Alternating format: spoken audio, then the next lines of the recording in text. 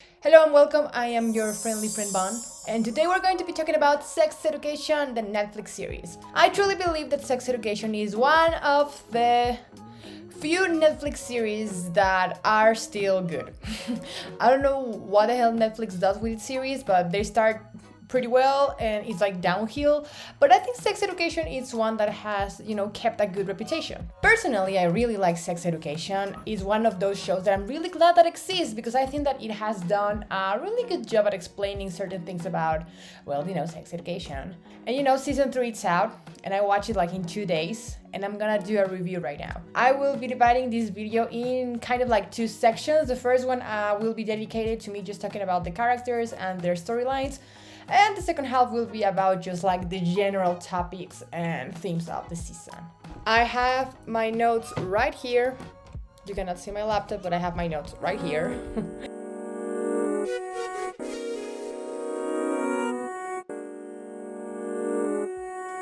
I know that I've just said that I really love this series and I think that they have done a good job, but through the video I will say that I am disappointed. I'm very disappointed in certain parts of the story, but that doesn't mean that it's because it's bad. It means that I love it. Like, I love this series. Like, I love you. Please do better. Like, that's the kind of disappointment that I'm feeling. And my first disappointment comes with Ruby and Otis. In season 2, we were left with this cliffhanger of Isaac erasing the message Otis left to me, where he apologized to her and admitted that he still loves her.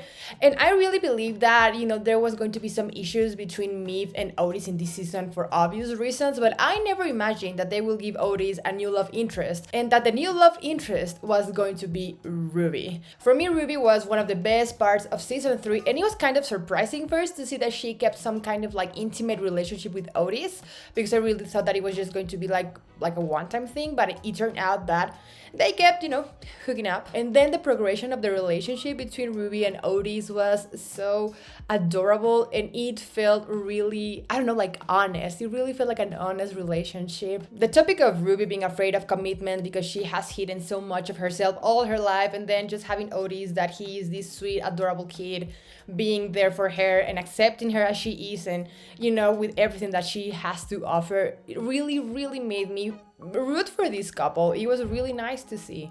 And at the start, I really thought that the couple was not going to work because Ruby was trying to change Otis, and Otis was growing tired of having to pretend he was someone that he wasn't and dressing in these weird ways that were not like him. But then as soon as Otis was like, okay, I don't want to do this like this, like, you need to accept me as I am, and I want to dress like this, and I am like this.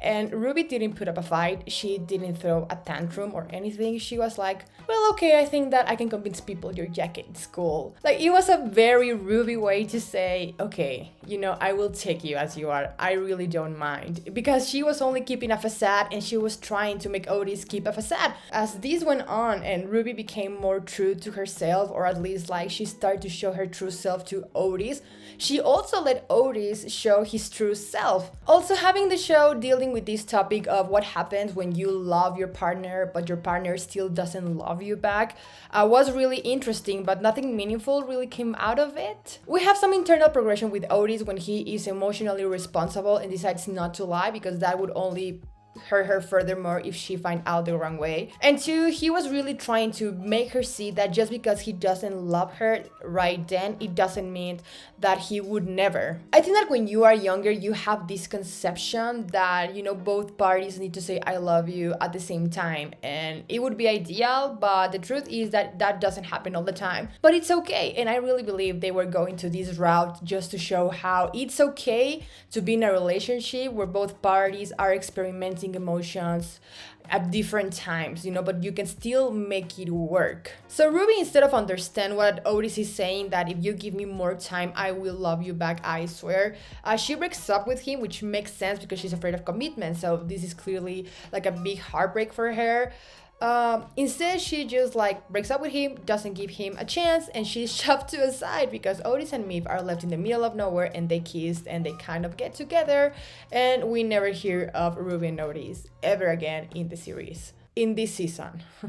I hope that we hear more about Ruby and Otis furthermore, but what pisses me off about this is that I have been waiting for an Otis and Maeve kiss for 2 seasons, 16 episodes, 16 hours of content, and you give me their kiss and love confession after he breaks Ruby's heart, after I already fell in love with the couple. And I was really hoping that we would see more Ruby development, but now she will be even more afraid of commitment because that one time that she truly committed to someone, it ended up horribly. She just watched Otis and Maeve kiss when 2 hours before that, Otis was still trying to talk to her to get back together. Like, I understand Otis is very immature and he's figuring out his feelings and that's his whole deal, but I don't know, I just think that it was like a very asshole move.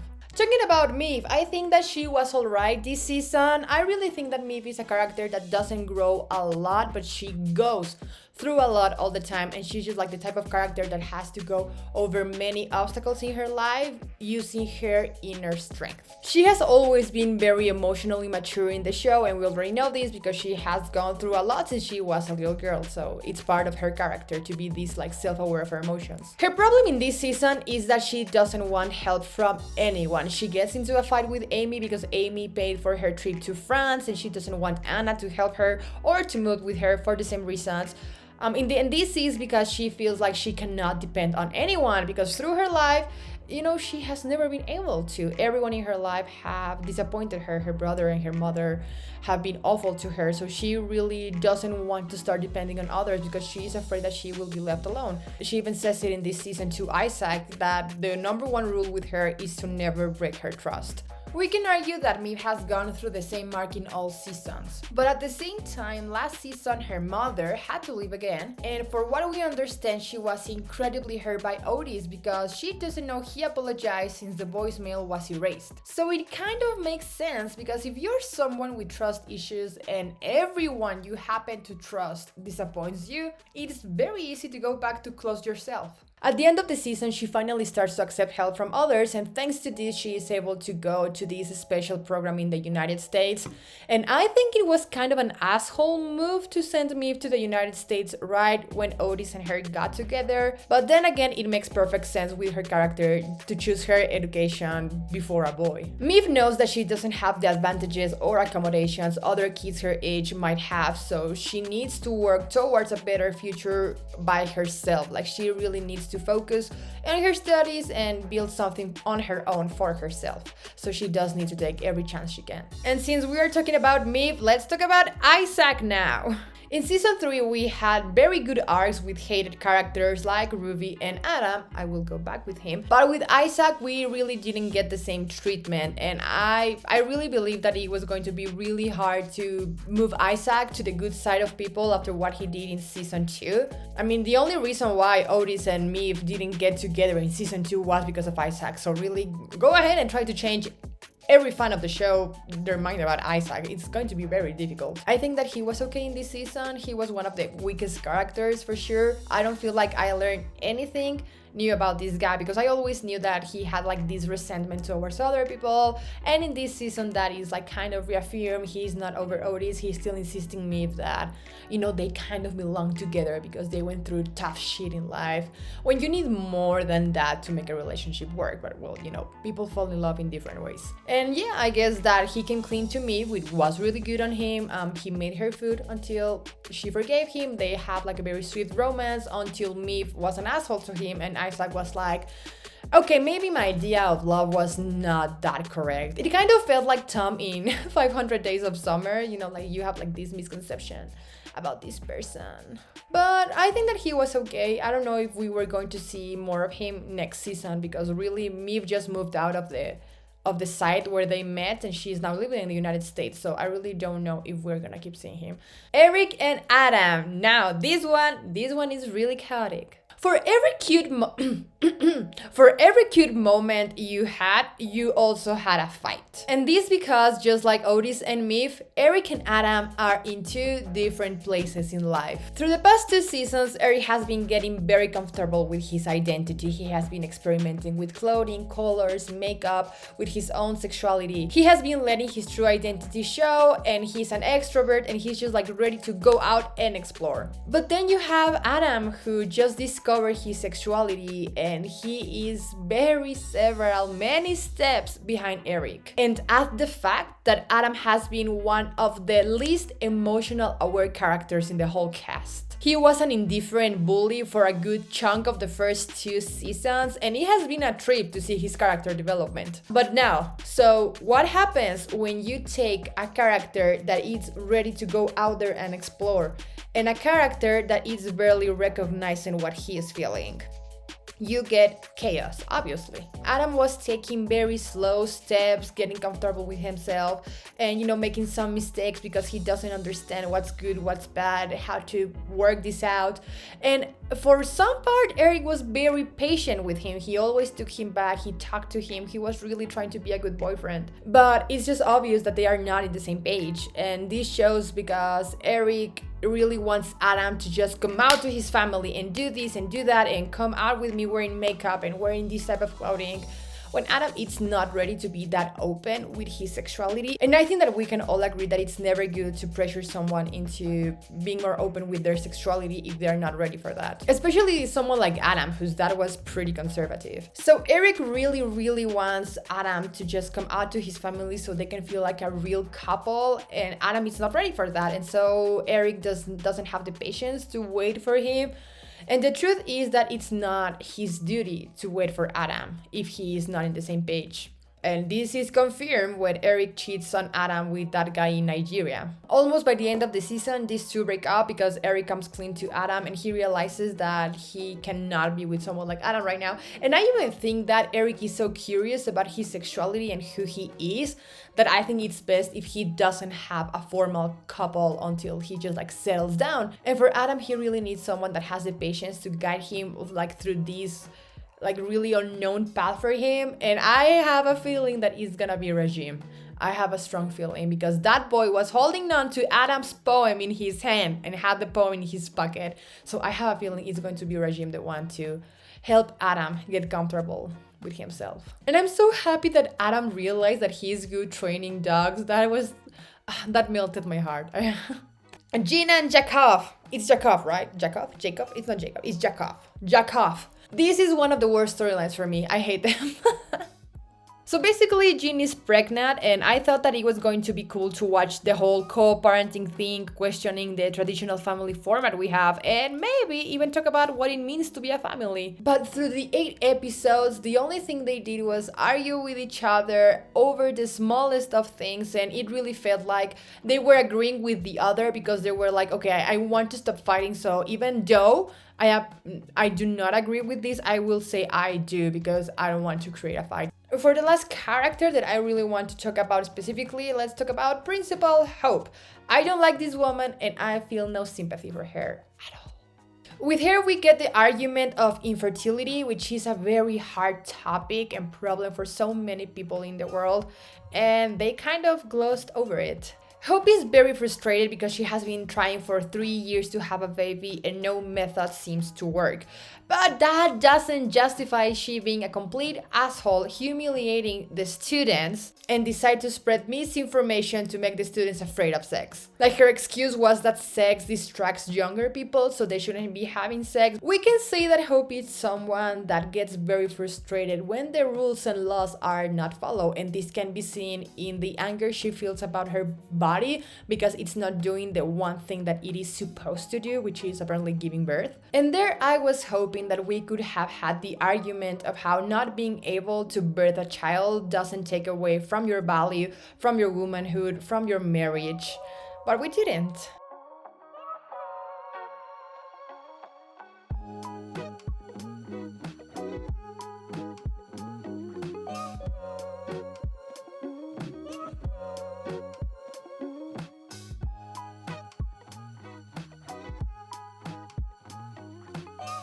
Her and Otis chat for a little and then she disappears from the show. She never regretted her actions. I don't think that she properly explained herself.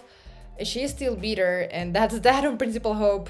Maybe we will see more of her next season, and I would actually really like to see the infertility storyline been explored furthermore.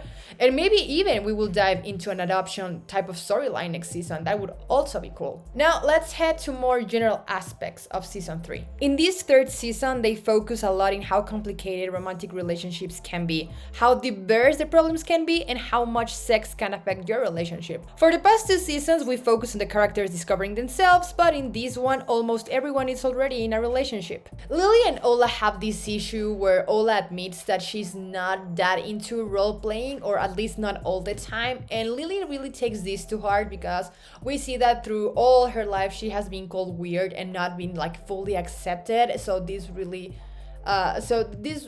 hurts her. I will dive into Lily a little bit more, just wait for it. We also have Beef, who is not really happy with the type of role-playing her boyfriend is offering her through sexting. And we also have Olivia, whose boyfriend wants to start having sex without protection, and she like doesn't want to, but she doesn't know how to say no. And we also have Amy, who doesn't want to be with Steve anymore, but she doesn't have the heart to break up with him. Showing how different each problem is with all of the couples was a good initiative, but I think we barely get to see each of them because sex education is starting to have a very difficult problem. The main cast is getting too big. I know it would be really difficult to go ahead and try to touch so many issues about sexuality within the same contained cast. So it makes sense that they are adding more and more characters, but I think we are starting to have very little time with each character. And this actually has a really easy fix, and that is add more episodes. Each season of Sex Education has been 8 episodes long. But in season 3, it really feels like the writers did everything they could to cramp all of the storylines in only 8 episodes, 8 hours. It's not a lot of time to be able to deal with so many issues at the same time.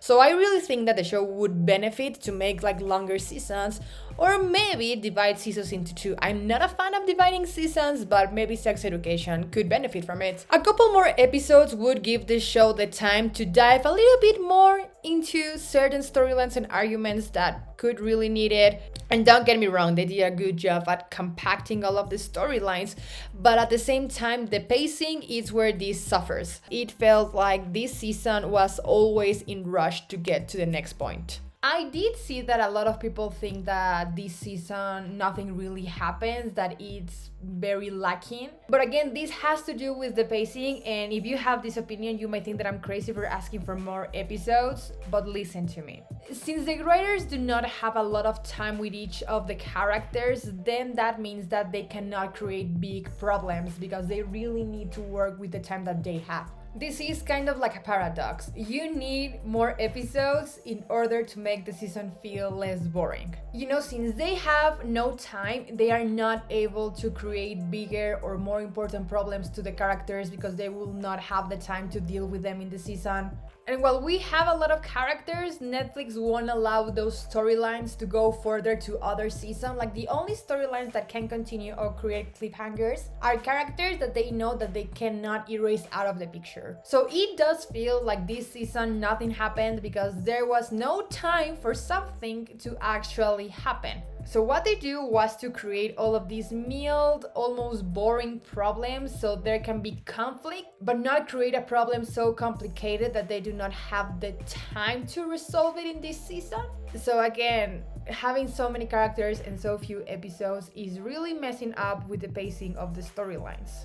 A good example of this is Amy's SA aftermath. In this season, Amy is really struggling to have intimacy with Steve, her boyfriend, and Maeve suggests that maybe she should go to therapy. And so she goes to Jean Milburn to try to deal with this inner issue that she is having with sex. And we only get to see 2 sessions with Jean, and from half of them, Amy's talking about other stuff. And when we finally get down to the topic of the essay, Jean lets Amy know that it will never be the victim's fault what the abuser does, which I think it was a very important thing to say, and I'm really glad they say it. But we never see Amy dealing with this outside of her sessions. She never talks about this with Steve or breaks up with him. She never talks about this with Mead either. But we do get these really funny scenes of how Amy is obsessed with how different vaginas can look, and she's starting to make cupcakes with different type of vaginas, and that's a very funny Amy thing to do. And I really love Amy, so I was really hoping to see more of her. Amy is a very naive character, so watching her having to go through this horrible experience, it's really heart touching, so I only wish that it was also developed a little bit more. We went through a whole season and we barely touched on the topic. Now let's talk about the whole storyline about Moordale being the sex school. So Principal Hope is really trying to be the cool teacher, trying to get the students to do as she asks, and it starts acting like a private conservative school because the school is about to lose all of its funding. And this conflict directly attacks Cal, a non-binary person. Cal was born a female, and so they find themselves constantly in trouble for not using the right uniform and not having a say on their sex education. Together with Cal, we get to see Jackson. He's kind of lost in life and he's starting to have a crush on Cal. I am not non-binary, so I can't really tell how well they treated the topic. We get to know Cal, and we also have to see Jackson, a straight man, trying to figure out what it means to date a non-binary person. But here comes one of my fears with sex education. I am fearing that the show is starting to treat the characters as puppets to talk about an issue than actual people with problems. Because aside from Cal being non-binary and having to face these gender rules, we do not learn much about them. Jackson sometimes feels a bit pointless in this season too, but here I am conflicted because the whole triangle of interests crashing against each other kind of makes sense. Jackson and Viv are friends, but now Jackson falls for someone who's against everything Viv is standing for, so there's this conflict, I guess. I think this one was given a little bit more time to develop, but still Jackson and Cal have this fallout because Jackson just cannot understand certain things, and we never get to see also a proper conclusion to their relationship. It's like, well, it's done. To the next thing. I am almost 100% sure that we will get to see more of Cal in season 4. Or so I hope, because this was pretty inconclusive. A storyline that scared the living shit out of me was Lily. Lily is simply the most quirky character in the whole cast of Sex Education. She is unique. In this season, she was humiliated by Hope. She was forced to tone down her look, get rid of all the fun things of her makeup and hair.